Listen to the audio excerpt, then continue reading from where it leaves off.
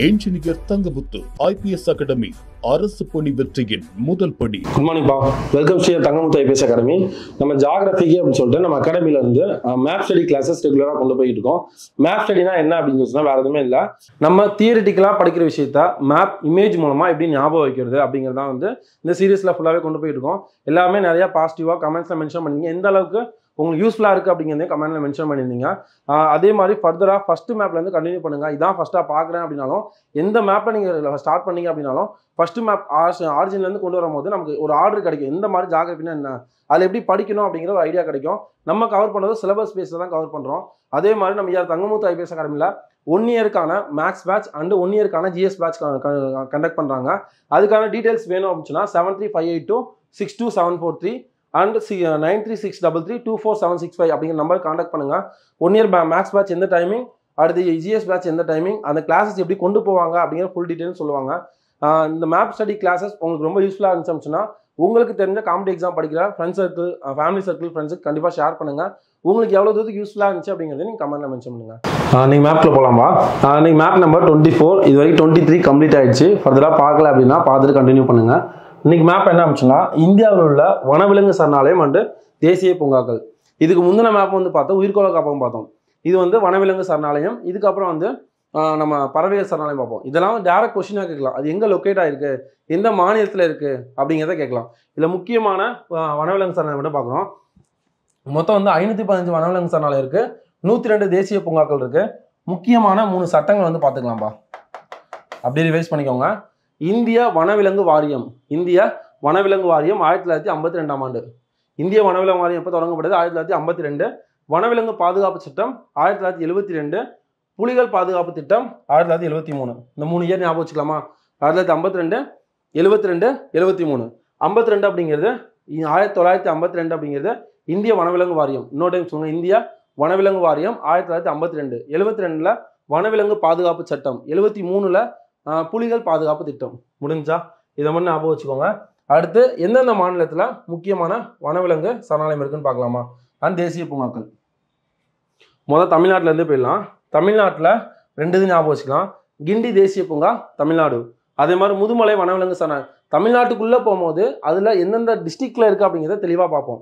இப்போ வந்து இதை மட்டும் தெளிவாக பார்த்துக்கலாம், எது முக்கியமானதை மட்டும் பார்த்துக்கலாம். தமிழ்நாட்டில் 2 தான் கொடுத்துருந்தாங்க, கிண்டி தேசிய பூங்கா, அதுக்கப்புறம் வந்து முதுமலை வனவிலங்கு சரணாலயம். இதே மென்ஷன் பண்ணியிருந்தாங்கன்னா இதான் வந்து முதல் வனவிலங்கு சரணாலயம்.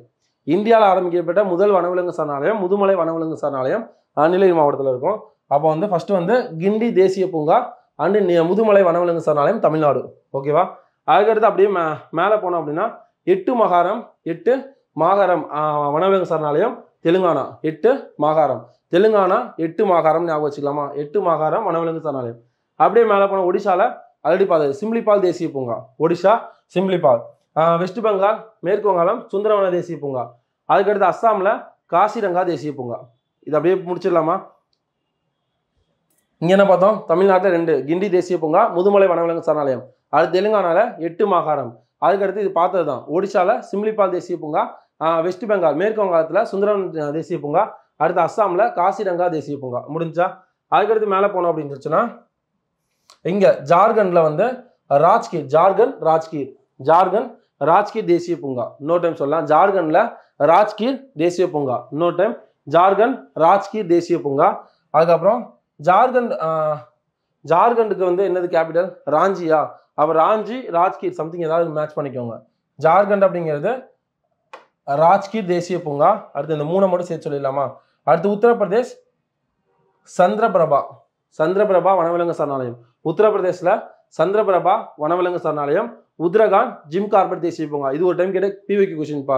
ஜிம் கார்பெட் தேசிய பூங்கா எந்த மாநிலம் அப்படின்னு கேட்டிருந்தாங்க. எந்த மாநிலம்? உத்தரகாண்ட். அந்த 3 மட்டும் சொல்லிடலாமா? ராஜ்கீர் தேசிய பூங்கா ஜார்க்கண்ட். அடுத்து மேலே போனால் உத்தரப்பிரதேசில் சந்திரபிரபா வனவிலங்கு சரணாலயம்.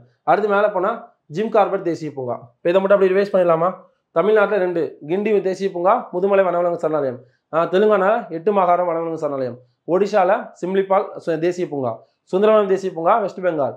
அஸ்ஸாமில் காசிரங்கா தேசிய பூங்கா. அடுத்து மேலே போனோம் சொன்னா ராஜ்கீர் ஜார்க்கண்ட். அதுக்கப்புறம் வந்து யூபி உத்தரப்பிரதேசில் சந்திரபிரபா வனவிலங்கு சரணாலயம். மேலே போனோம் சொன்னா உத்தரகாண்ட்ல ஜிம் கார்பெட் தேசிய பூங்கா. அடுத்து மேலே லடாக் பகுதியில் டாச்சிகம் வனவிலங்கு சரணாலயம். லடாக்ல டாச்சிகம் வனவிலங்கு சரணாலயம். இங்கே மேலே என்னது டாச்சிகம் வனவிலங்கு சரணாலயம். முடிஞ்சா இந்த 4 சேர்த்து சொல்லிடலாமா? ராஜ்கீய தேசிய பூங்கா ஜார்க்கண்ட், அதுக்கப்புறம் வந்து உத்தரப்பிரதேசில் சந்திரபிரபா, அதுக்கப்புறம் வந்து உத்தரகாண்ட்ல ஜிம் கார்பெட் தேசிய பூங்கா, மேலே வந்து டாக்சிகம் லடாக்ல டாக்சிகம் வனவிலங்கு சரணாலயம். முடிஞ்சா அதுக்கடுத்து ராஜஸ்தான், மத்திய பிரதேஷ், குஜராத், மகாராஷ்டிரா இந்த இதை மட்டும் சேர்த்து சொல்ல போகிறோம். ராஜஸ்தானில் 2 ரத்தம்பூர் தேசிய பூங்கா. என்னது? ராஜஸ்தானில் ராஜா ரத்தன் சிந்தினார் ஞாபகம் வச்சுக்கலாம். ராஜா ரத்தன் சிந்தினார். அப்போ ராஜஸ்தானில் ரத்தம்பூர் தேசிய பூங்கா. அப்புறம் வந்து சரிஸ்கா வனவிலங்கு சரணாலயம். சரிஸ்கா வனவிலங்கு சரணாலயம் ஈஸியாக ஞாபகம் வச்சுக்கலாமா? ராஜஸ்தானில் ராஜா சரிஞ்சி ரத்தம் சிந்தினார். சரிஞ்சி ரத்தம் சிந்தினார் ஞாபகம் வச்சுக்கலாம். சரிஸ்கா அப்படிங்கிறது சரிஞ்சி ஞாபகம் வச்சுக்கலாம். ரத்தம் சிந்தினது ரத்தம்பர் தேசிய பூங்கா ஞாபகம் வச்சுக்கலாம். அப்போ ராஜஸ்தானில் 2 ரத்தம்பர் சரிஸ்கா வனவிலங்கு சரணாலயம். முடிஞ்சா அதுக்கு அடுத்து குஜராத்னா கிர் தேசிய பூங்கா. கிர் தேசிய பூங்கா. அதுக்கப்புறம் மத்திய பிரதேசில் ஹன்கா தேசிய பூங்கா. மத்திய பிரதேஷ் ஹன்கா தேசிய பூங்கா. மகாராஷ்டிராவில் சஞ்சய் காந்தி தேசிய பூங்கா. இந்த 4 மட்டும் சொல்லிடலாமா? ராஜஸ்தானில் 2 ஞாபகம் வச்சுன்னு ரத்தம்பூர் தேசிய பூங்கா, அதுக்கப்புறம் வந்து சரிஸ்கா வனவிலங்கு சரணாலயம். அதுக்கடுத்து குஜராத்தில் கீர் தேசிய பூங்கா, அதுக்கப்புறம் மத்திய பிரதேசில் ஹன்கா தேசிய பூங்கா, அதுக்கப்புறம் மகாராஷ்டிராவில் சஞ்சய் காந்தி தேசிய பூங்கா. இப்போ எல்லாத்தையும் சேர்த்து சொல்லிடலாமா? இந்த 2 மட்டும் விட்டு எல்லாத்தையும் சேர்த்து சொல்லிடலாமா? தமிழ்நாட்டில் 2 பார்த்தோம். கிண்டி தேசிய பூங்கா, முதுமலை வனவிலங்கு சரணாலயம். முதுமலை வனவிலங்கு சரணாலயம் தான் முதல் வனவிலங்கு சரணாலயம் இந்தியாவில். முடிஞ்சா அடுத்து தெலுங்கானா போனோம்னா 8 மகாரம் வனவிலங்கு சரணாலயம். மேலே போனால் ஒடிஷாவில் சிம்லிபால் தேசிய பூங்கா. அதுக்கு மேலே போனால் வெஸ்ட் பெங்கால் மேற்கு வங்காளத்தில் சுந்தரவனம் தேசிய பூங்கா. அதுக்கு மேலே அஸ்ஸாமில் போனோம் அப்படின்னா அஸ்ஸாமில் என்ன பார்த்தோம்? காசிரங்கா தேசிய பூங்கா. அதுக்கப்புறம் வந்து இந்த பக்கம் வந்து ஜார்க்கண்டில் ராஜ்கீய தேசிய பூங்கா. அடுத்து யூபி உத்தரப்பிரதேசில் சந்திரபிரபா வனவிலங்கு சரணாலயம். அடுத்து வந்து உத்தரகாண்டில் ஜிம் கார்பெட் தேசிய பூங்கா. மேலே போனால் லடாக்ல டாக்சிகம். அதுக்கடுத்து அப்படியே இங்கிட்டு வந்தோம் அப்படின்னா ராஜஸ்தானில் 2 ரத்தம்பர் தேசிய பூங்கா, அப்புறம் சரிஸ்கா வனவிலங்கு சரணாலயம். அடுத்து குஜராத்தில் கீர் தேசிய பூங்கா, மகாராஷ்டிராவில் சஞ்சய் காந்தி தேசிய பூங்கா, மத்திய பிரதேசில் ஹன்கா தேசிய பூங்கா. எல்லாம் பார்த்தாச்சா? அப்படியே கூட சேர்ந்து ரிவைஸ் பண்ணிடுங்கப்பா. அகைன் சொல்றது காரணம் அதான். அடுத்து கர்நாடகாவில் பத்ரா வனவிலங்கு சரணாலயம். கர்நாடகா பத்ரா வனவிலங்கு சரணாலயம்.